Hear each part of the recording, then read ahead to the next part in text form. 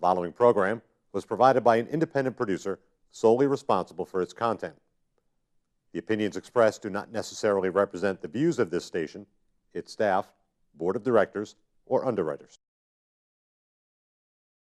Hello, I'm Carl Seidel, host of The People's View.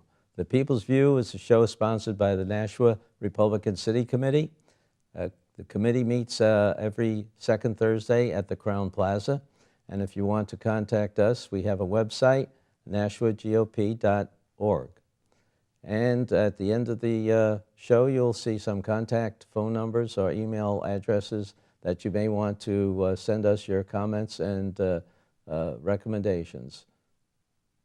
Thank you for listening in. Welcome to The People's View, a program dedicated to discussing local, state, and national issues and their effect on the American people. The People's View provides a platform for state representatives and national figures to present their viewpoint. Whether it's social, economic, or financial topics, you'll hear it on The People's View.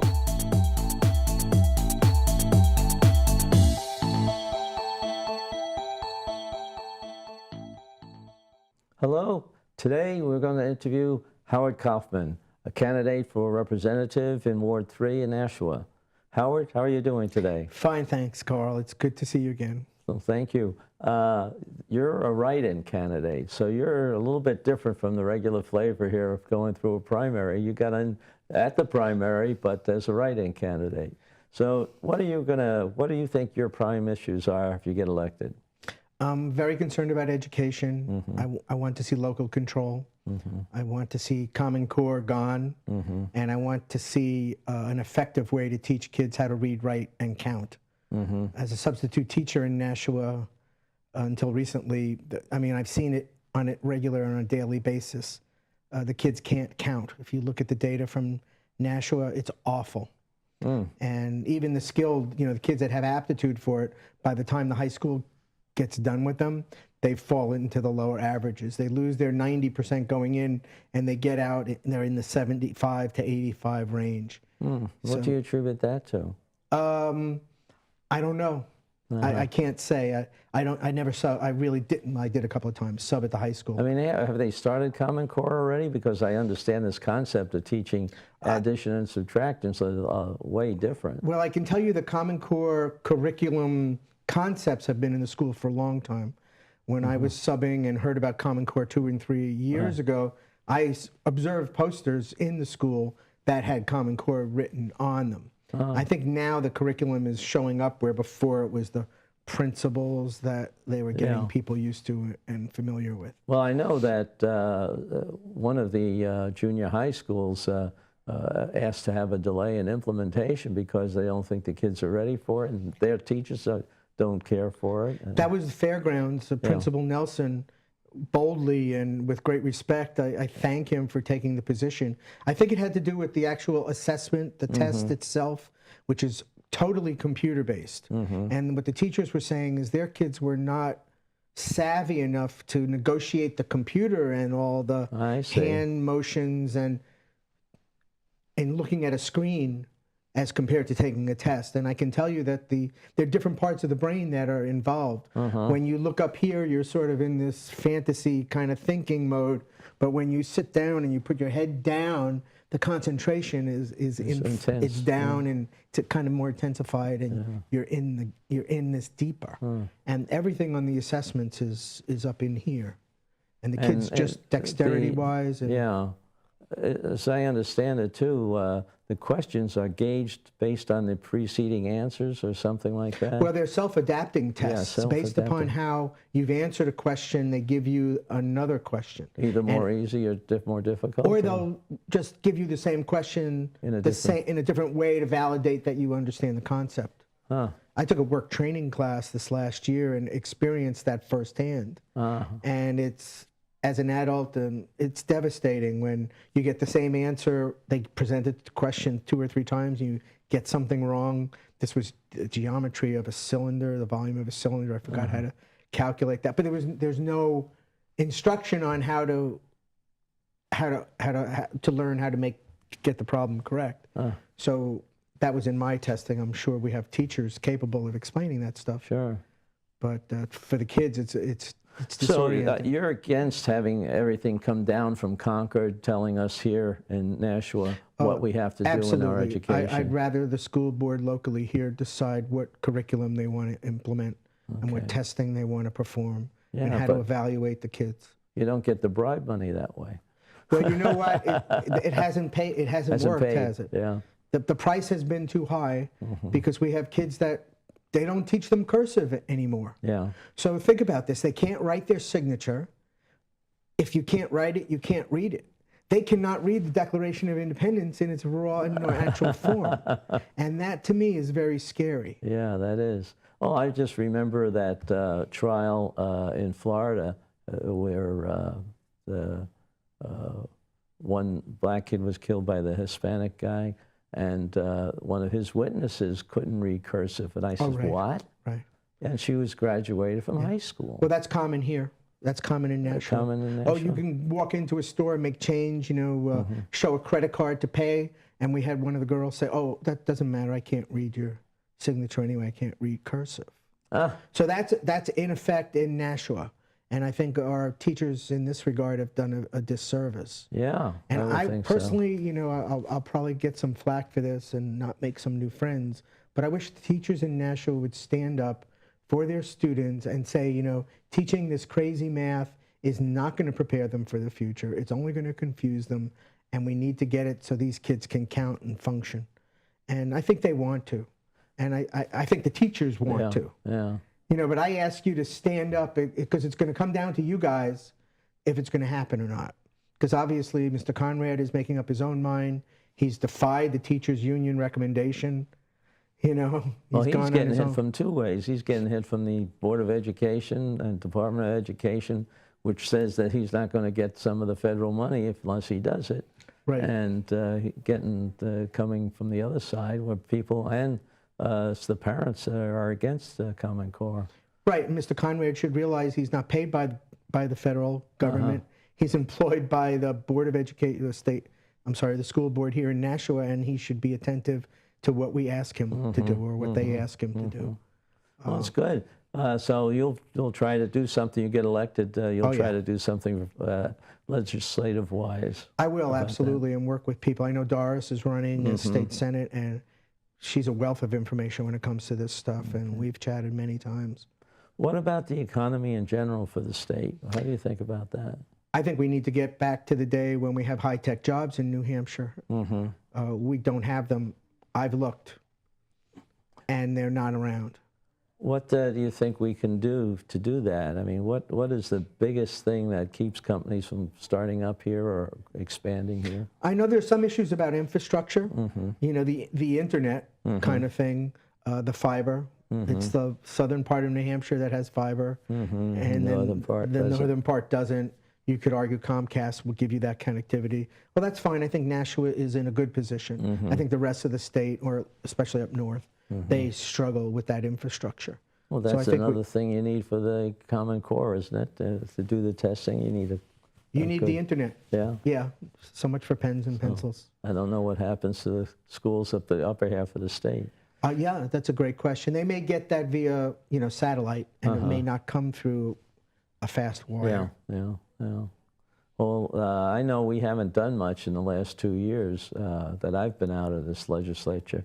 I think they could do a lot more active work, not only in going after direct companies, but also coordinating some of the efforts done by individual cities or Chamber of Commerce.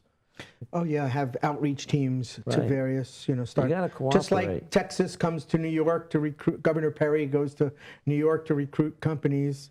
Well, our governor, even maybe a legislative delegation, should go to other states and say, "Come on, guys, we've got some great quality of life. It's a beautiful place to live."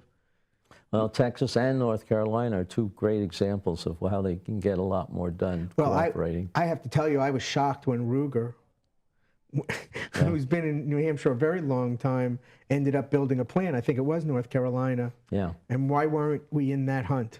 How could we lose the business of one of our major manufacturers. Right. Well, So whatever they did there, they did wrong, and it needs to be corrected and fixed. okay. And what about our healthcare issues? What do you think of some of those, and how this whole thing has come about? I mean, one of the problems with our balancing our budget is the fact that we expanded our Medicaid. Right. I would go to the heart of the most recent problem, which is the Medicaid you speak about, and the trigger that was caused by Obamacare. And I would do what I could to prevent that from being implemented in New Hampshire, and rather go to more of like a car insurance model, where you can buy insurance across state lines for the kinds of coverage you want, given your family, your individual situation, for what you need, and you buy a policy that is tailored to your needs, not one size fits all. Yeah, one size fits all is nice for the insurance companies because they just give you a blanket policy. And they charge, every box is checked, and there's a fee for everything. Right. I mean, that was one of the things that we were arguing about, 4 to 6 years ago when I first got elected, about the high cost of insurance. But that was because we kept adding on required elements in the insurance. Right, and New Hampshire struggles anyway. What is it, 12 out of 20 hospitals are in the program, or we have... Well, they claim that there's more going to be in with more companies joining now. Going is the future. That doesn't help somebody today who has to drive 50 miles to get to a hospital when there's one, a lot closer. And that's crazy. That makes no sense. And we don't even know what the renewal rates are going to be. And you won't find those out until after the election, I'm sure. Yeah, well, some of them, I guess, might find out. Let's hope that we get a couple of people that will raise the roof to show that this doesn't work. Obamacare doesn't work. What do you think about opening up other insurance companies from other states? Absolutely. Yeah. I mean, I guess New Hampshire only has 1 or 2 insurance companies that do health insurance in the state. Yeah. We need to get a dozen of those companies in here to offer different policies to different people with different circumstances. Yeah, that would level opportunity, or increase opportunity and level the cost. We chased a lot of insurance companies out over the last 10 years, just with regulations, fees, and everything else that they. And that's what's involved in a business-friendly climate. I just said that in passing earlier. It's about removing restrictions, eliminating regulations, making sense out of a tax system that encourages people to start a business here, bring a business here, and grow a business here. We don't want to chase people away because they're doing a good job. We want to keep them and expand them and treat them like the asset they are to the community. Yeah, and there's other little things too that bother me. We were starting up on making a one-stop shop for any company who wanted to come in, where they'd go through all the rules and regulations. You wouldn't have to go to 6 or 7 different agencies to get clearance to start your business. You could do it all in one place, and you get a good idea of what the path forward looked like and the timeline. Right, and you should be attached to a physical person who's going to coach you, mentor you, and walk you through that process and expedite when needed. I mean, there are always things there's processes for a reason, and I love process. Don't get me wrong. And establish a process, follow a process, and help somebody through their process. Right. That's a good thing. Yeah. And remember when Ovid ran for governor, that's one of the things he really talked about was making, a seamless way of getting company or actively bringing them through this kind of a process. I think it's a great idea. Yeah, I think too that sometimes we're not as open with new ideas of doing things differently. But we should take advantage of what's happening in some of the other states, or even Canada, because Canada has those one-stop shops to set up new companies. And that's something that I think we have to look at. And it makes perfect sense. It's time for logic and common sense and sanity to kind of find its way back into the State House. And these kinds of conversations, they're not strange ideas. No. They're very sensible. They're very practical. The business world would, oh yeah, that makes sense. Let's try it. There's a number of different groups that do help state legislators, whether they're labeled one thing or another, but they all have ideas, and I think we ought to talk about those ideas. How do they apply to New Hampshire? How can we do it? But I think there's even one other step that we could have our agencies, our government agencies do. they don't evaluate the effectiveness of their programs. Okay? There's no formal review of anything. When I tried to put through legislation where anything over $50,000 got a formal review of at least one page, it was rejected right away. By the State House? Well, what they did, no. The department heads yeah, the cringed? department heads, they attacked on cost of implementation, which was bogus. Well, it's the cost of continuation. That one piece of paper is going to keep your budget from, That's right. you know, losing 10%. You give us that form, you might keep flat. Yeah. You don't give it to us, you'll lose 10. There you go. Let's talk. Yeah, all And right. I think that's probably what we have to do, because that's what they did with the Justice Department. I don't know if you remember Yeah, a little bit. The little phone, the central phone system. We held back $1 million in their budget until they agreed to implement it.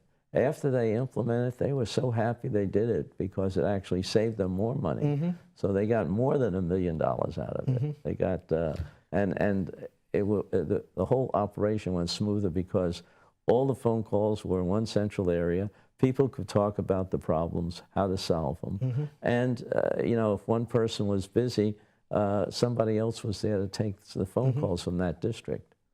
But I don't know, doesn't seem that they learned anything from that process. Well, you know, administrative bureaucracies tend to grow and they don't innovate because they have no competition.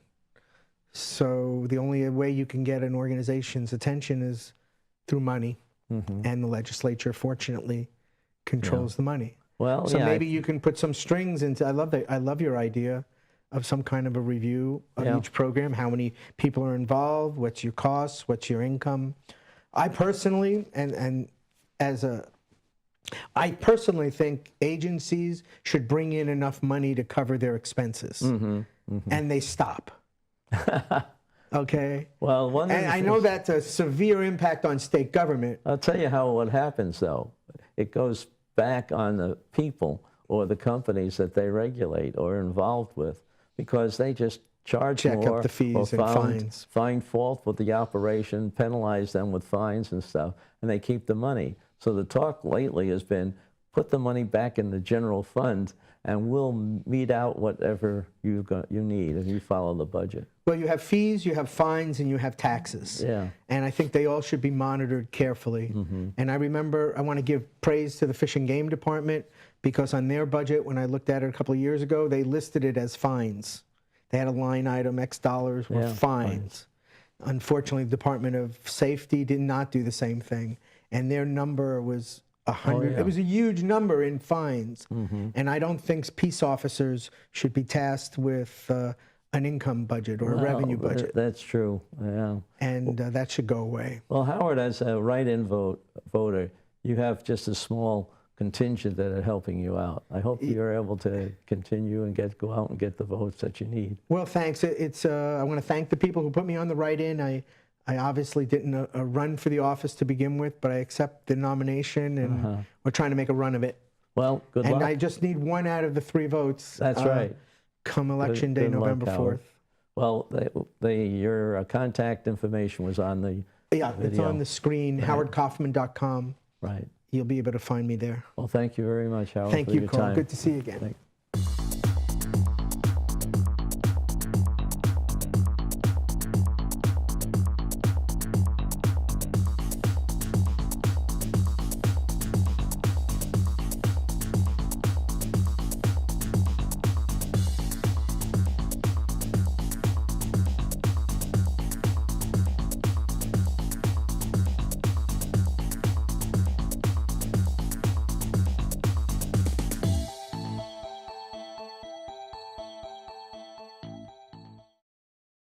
The preceding program was provided by an independent producer solely responsible for its content. The opinions expressed do not necessarily represent the views of this station, its staff, board of directors, or underwriters.